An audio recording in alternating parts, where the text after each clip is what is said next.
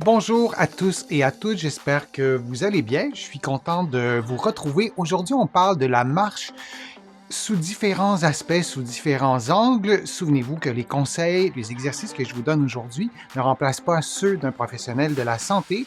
Vous allez trouver beaucoup d'informations sur la marche dans mon livre Lève-toi et marche et aussi dans mon livre Va prendre l'air qui parle de la respiration mais qui parle aussi du plein air. Est-il préférable d'utiliser deux bâtons lors d'une randonnée? Si vous pratiquez la marche nordique, vous utilisez deux bâtons. Donc, l'utilisation des bâtons en marche nordique, je vous en ai parlé dans d'autres vidéos sur ma chaîne, c'est vraiment une technique. Vous allez voir dans cette vidéo-là, il y a un expert en marche nordique qui va vous expliquer comment utiliser les bâtons.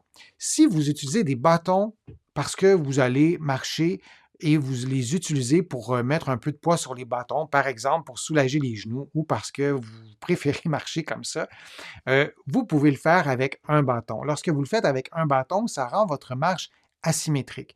Mais encore faut-il savoir quelle quantité de poids vous mettez sur le bâton. Si vous mettez quand même pas mal de poids et vous utilisez qu'un seul bâton, il faut savoir pourquoi. Si vous utilisez un seul bâton parce que vous avez un problème musculo-squelettique, ce n'est pas une question là, d'habitude. Puis vous avez votre bâton, vous êtes habitué de marcher comme ça et c'est presque un plaisir pour vous d'utiliser le bâton, ça va. Mais si vous avez un problème musculo-squelettique, par exemple, une douleur en quelque part sur le côté droit, la hanche, le genou, la cheville, un de ces endroits-là, bien, vous utilisez un bâton.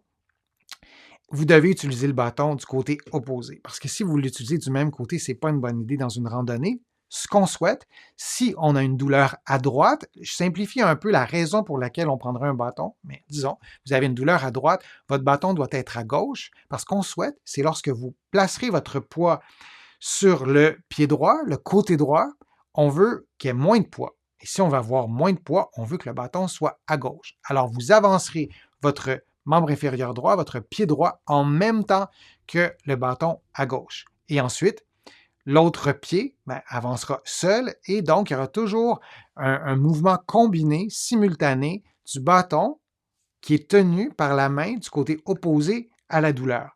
J'espère que c'est clair. Moi, je suis dyslexique. À chaque fois que j'explique ça, il faut que je m'imagine ce qui se passe pour être sûr de ne pas vous induire en erreur. Mais là, je vous ai donné des bonnes indications. Donc, si on marche à un bâton, on utilise un bâton pendant la marche et on a une douleur musculo-squelettique, vous suivez les indications que je vous ai données et vous consultez un professionnel de la réadaptation pour avoir une évaluation, tout ça. Mais je vous donne les règles de base. Si on utilise deux bâtons, ben là, on a deux options. Soit qu'on avance les deux bâtons en même temps qu'un côté qui serait douloureux, par exemple. Donc, on peut le faire comme ça, ou on peut le faire en alternance. Et c'est ce qu'on privilégie en général pour avoir un patron de marche le plus complètement normal. Donc, on va avancer, oui, le bâton gauche en même temps que la jambe droite et l'inverse, la jambe gauche en même temps que le bâton à droite.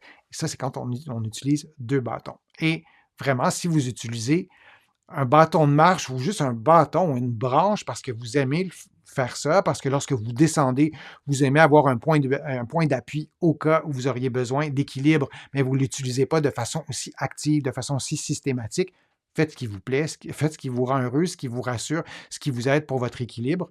Et c'est toujours quand même plus encombrant d'avoir deux bâtons. Mais si c'est pour des raisons musculo-squelettiques, on préfère deux bâtons et à un bâton, vous l'utilisez du côté opposé vous l'utilisez du côté opposé à la douleur. Je vous remercie d'avoir été là. Je vous remercie d'avoir participé. Je vous remercie aussi de m'écrire vos questions dans le fil de discussion.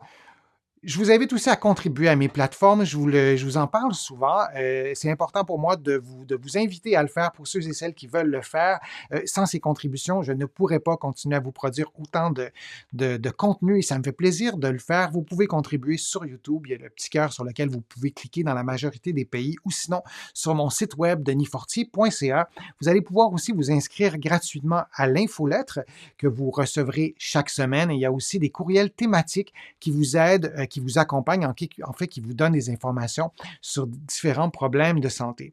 Vous allez trouver aussi beaucoup d'informations sur la marche et sur d'autres sujets aussi dans mes livres que vous pouvez trouver partout en librairie au Canada, mais aussi de l'autre côté de l'Atlantique. Vous pouvez les trouver aussi sur le web et il y a des exercices, il y a des conseils, il y a des explications aussi. Alors, je vous remercie d'avoir été là. J'ai hâte de lire vos commentaires. Je vais y répondre instantanément ou je vais répondre à ces commentaires dans d'autres vidéos. Alors, je vous dis à une prochaine fois, à une prochaine vidéo, à un prochain direct.